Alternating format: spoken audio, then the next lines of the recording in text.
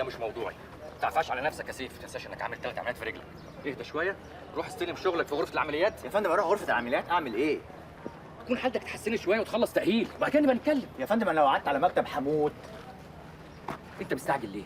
الحركه فاضل لها شهرين، اصبر. ما هو سعادتك سيبني بقى الشهرين دول انزل مأموريات مع زمايلي.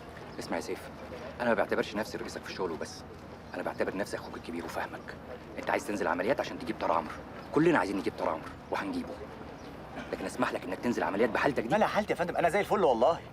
لو نزلت كده هترجع لي ميت وده انا مش هسمح بيه ابدا. اسمع، عشان نقفل الحوار ده خالص، عندك حل من اتنين: يا تنزل تستلم شغلك في غرفه العمليات ومن بكره لو حبيت ما عنديش مشكله، او تمد اجازتك برضه ما عنديش مشكله. اي حاجه من اللي انا قلتها دلوقتي مش عايز اسمع فيها مناقشه تاني خالص. دي تمام مأمورية؟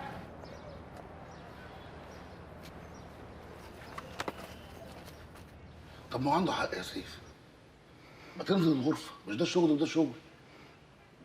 والله انت عايز تقعد طول حياتك تتنطط وتضرب نار؟ احنا بنكبر يا سيف. يا صابر، انا لو ما رجعتش شغلي هتجنن، انا عارف نفسي. الشر عليك، ما تقولش كده. انت بس عندك شويه طاقه وفراغ من قعده البيت.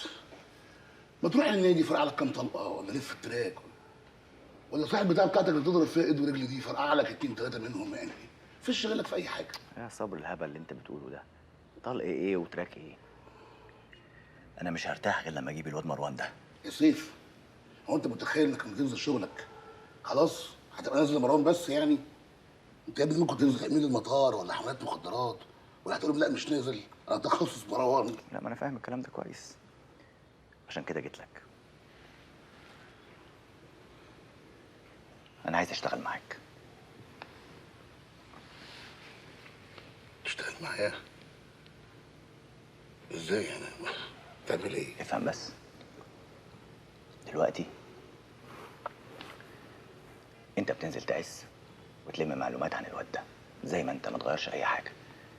كل اللي انا بطلبه منك انك لو وصلك اي معلومه قولها لي، وانا هنزل هجيب امه.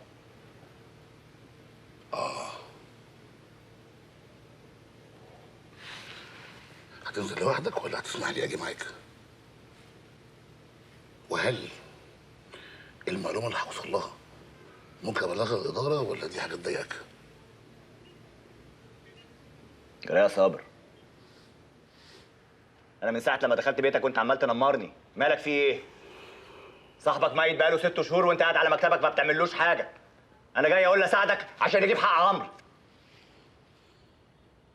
عيب يا سيف، عيب. حق عمرو مش هيجي كده. جاي تتفق معايا ننزل ورا الداخليه